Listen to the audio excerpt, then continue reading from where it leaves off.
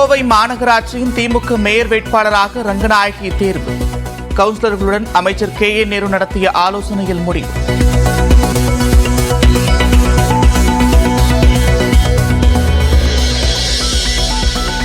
சென்னை கடற்கரை செங்கல்பட்டு இடையே பகலில் 3.5 மணி நேரம் மின்சார ரயில்கள் ரத்து.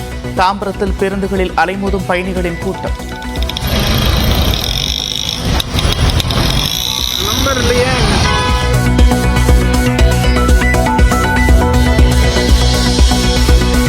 சென்னை கொளத்தூரில் துணை மின் நிலையத்தை பார்வையிட்ட முதலமைச்சர் MK ஸ்டாலின் கழிவுநீர் வெளியேற்றும் நிலையத்தையும் பார்வையிட்டு ஆய்வு செய்தார்.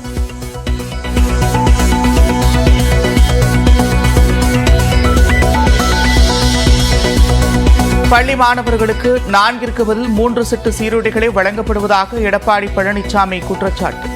சுணக்கம் காட்டாமல் சீருடைகளை வழங்க வலியுறுத்தல். சென்னையில் 2ஆம் நாளாக விட்டுவிட்டு பெய்து வரும் மழை. பல இடங்களில் சாலைகளில் நீர் தேங்கியிருப்பதால் வாகன ஓட்டிகள் தவிப்பு.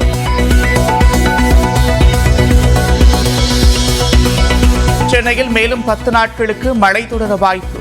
பெரும்பாலும் இரவில் மட்டுமே மழை பெய்யும் என வானிலை ஆர்வலர் ஸ்ரீகாந்த் கணிப்பு.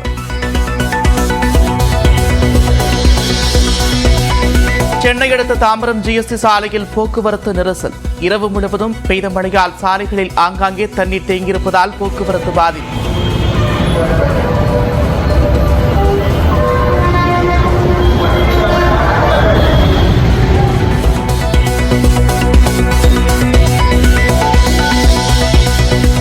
கோவை, கடலூர், புதுக்கோட்டை உள்ளிட்ட தமிழ்நாட்டின் 8 மாவட்டங்களில் இன்று கனமழைக்கு வாய்ப்பு. தஞ்சை, திருவாரூர், நாகை, மயிலாடுதுறையில் கனமழை பெய்யக்கூடும் என வானிலை ஆய்வு மையம் கணிப்பு.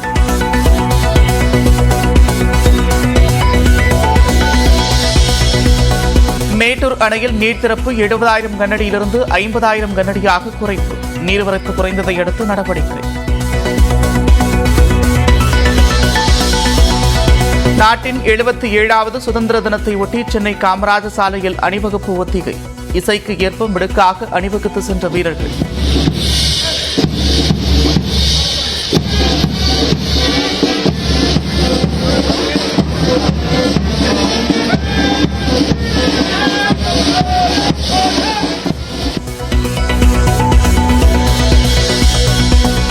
நீலகிரி மாவட்டம் கூடலூரில் நிலச்சரிவு ஏற்பட வாய்ப்புள்ள பகுதிகளில் முன்னெச்சரிக்கை நடவடிக்கைகள் தீவிரம். கோக்கால் பகுதியில் 15 வீடுகளில் விரிசல் விழுந்திருப்பதால் பொதுமக்கள் நடமாட தடை விதிக்கப்படுவதாக பேனர். நிலச்சரிவால் பாதிக்கப்பட்டுள்ள வயநாட்டிற்கு பிரதமர் நிவாரண நிதியிலிருந்து நிதி ஒதுக்காமலும் மத்திய குழுவை ஆய்வுக்கு அனுப்பாமலும் மாற்றாந்தாய் மனப்பான்மையுடன் மத்திய அரசு செயல்படுவதாக ஓய்வு பெற்ற IAS அதிகாரி பாலச்சந்திரன் தெரிவித்திருக்கிறார். நியூஸ் 18 தமிழ்நாட்டின் வணக்கம் தமிழ்நாடு நிகழ்ச்சியில் இதுகுறித்து பேசிய போது அவர் இதனை தெரிவித்தார். அந்த ஆக்ட்ல நேஷனல் டிசாஸ்டர்னு டிக்ளேர் பண்றதுக்கான ப்ரொவிஷனே கிடையாது. இது பல பேருக்கு தெரியாது. அதனால எதையும் அதிகாரப்பூர்வமா நேஷனல் டிசாஸ்டர்னு டிக்ளேர் பண்ண முடியாது. ஆனா இன்டென்சிட்டி எந்த அளவுக்கு இருக்கு, தாக்கம் எந்த அளவுக்கு இருக்கு அப்படிங்கறத பொறுத்து உடனடியா ஒன்றிய அரசு என்ன செய்யணும்னா, ஏன்னா குஜராத்ல செஞ்சிருக்காங்க, ஒரிசால செஞ்சிருக்காங்க, உடனடியா PM ரிலீஃப் ஃபண்ட்ல இருந்து ஒரு கண்டிஜென்சி ஃபண்ட் கொடுப்பாங்க. கொடுத்ததுக்கு அப்புறம் அந்த ஸ்டேட்டுக்கு மார்ச் 31க்குள்ள எந்த அளவுக்கு ஃபண்டு கொடுக்கணுமோ அது சட்டப்படி இருக்கு. National disaster management fund, state disaster fund சொல்லி பிரிச்சு வச்சிருக்காங்க. மொத்த பட்ஜெட்ல சென்டருக்குன்னு கையில கொஞ்சம் வச்சுக்குவாங்க. ஒவ்வொரு ஸ்டேட்டுக்குன்னு சொல்லிட்டு ஏற்கனவே டிவைட் பண்ணி வச்சிருப்பாங்க. அது முன்கூட்டியே உடனடியா கொடுத்துருவாங்க இந்த ஃபண்டை. இதுக்கப்புறம் ஒரு சென்ட்ரல் டீம் அங்க விசிட் பண்ணணும். பண்ணி ஸ்டடி பண்ணிட்டு இந்த பட்ஜெட்டுக்குள்ள இருக்க பணம் பிளஸ் PM ரிலீஃப் ஃபண்ட்ல இருந்து கொடுத்த பணம் இதெல்லாம் கொடுத்ததை மீறி இங்க டிசாஸ்டர் இருக்கு அப்படின்னு அவங்க ரெக்கமெண்ட் பண்ணாங்கன்னா இதை பொறுத்து, தாக்கத்தை பொறுத்து, தீவிரத்தை பொறுத்து இன்னும் அதிகமா ஃபண்டு கொடுக்கணும். இந்த அனுபவங்களை பார்த்து அப்ப எதை நேஷனல் டிசாஸ்டர்னு டிக்ளேர் பண்ணலாங்கிறதுக்கான வரைமுறைகள் இன்று வகுக்கப்பட வேண்டும் சொல்லி நினைக்கிறேன். ஏன்னா அப்படி வந்துருச்சுன்னா இவங்க இந்த மாதிரி தங்களுடைய விருப்பம் போல செயலாற்றுவதுங்கிறது நடக்காது. இன்னைக்கு அப்படி பண்ணிட்டு இருக்காங்க. சென்னையில் விடிய விடிய கொட்டிய மழை காரணமாக சாலைகளில் தண்ணீர் பெருக்கெடுத்து ஓடியது. தமிழ்நாடு கடலோர பகுதிகளின் மேல் ஒரு வளிமண்டல கீழடுக்கு சுழற்சி நிலவும் நிலையில் மேற்கு திசை காற்றின் வேக மாறுபாடு காரணமாக சென்னையில் நேற்று மாலை சாரல் மழை பெய்ய தொடங்கியது. அது மெல்ல மெல்ல வேகமெடுத்து இரவு 9 மணிக்கு மேல் பரவலாக பெய்ய தொடங்கியது. பின்னர் சென்னை மற்றும் அதன் புறநகர் பகுதிகளில் நள்ளிரவு முதல் பல்வேறு இடங்களில் விடிய விடிய கனமழை கொட்டியது. மதுரவாயல், கோயம்பேடு, வடபழனி, கோடம்பாக்கம், நுங்கம்பாக்கம், எழும்பூர், சென்ட்ரல், புரசைவாக்கம் உள்ளிட்ட இடங்களில் சாலைகளில் தண்ணீர் பெருக்கெடுத்து ஓடியதால் வாகன ஓட்டிகள் அவதிக்குள்ளாகினர். அசோக் பில்லர், கிண்டி, ஈக்காட்டுத்தாங்கல், தாம்பரம், குரோம்பேட்டை, பல்லாவரம் உள்ளிட்ட இடங்களில் மழை காரணமாக மக்களின் இயல்பு வாழ்க்கை பாதிக்கப்பட்டது.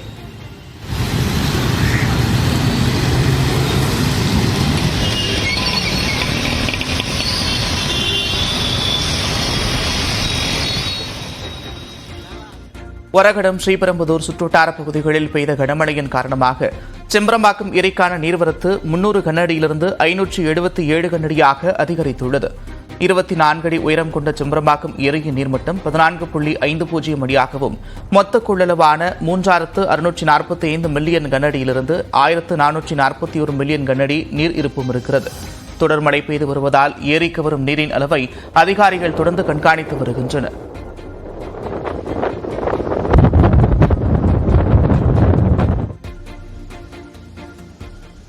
சென்னையில் தனது கொளத்தூர் தொகுதிக்கு உட்பட்ட பகுதிகளில் நடைபெற்று வரும் பல்வேறு பணிகளை முதலமைச்சர் மு க ஸ்டாலின் ஆய்வு செய்து வருகிறார். அந்த காட்சிகளை தற்போது பார்க்கலாம்.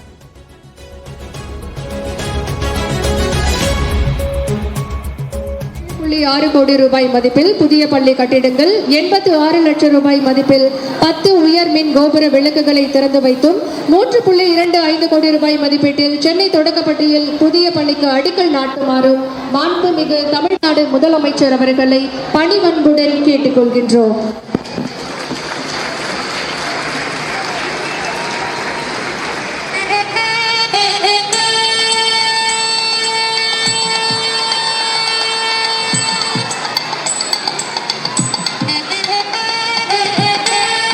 புதிய கட்டிடங்களை திறந்து வைத்தும் புதிய பள்ளிகளுக்கு அடிக்கல் நாட்டிய மாண்புமிகு தமிழ்நாடு முதலமைச்சர் அவர்களுக்கு மனமார்ந்த நன்றியை தெரிவித்துக் கொள்கின்றோம். இப்போது கொளத்தூர் சட்டமன்ற தொகுதியில் பள்ளி கட்டிடங்கள் மேம்பாடு மற்றும் வளர்ச்சி திட்ட பணிகள் குறித்த குறும்படத்தை இப்போது பார்க்கலாம்.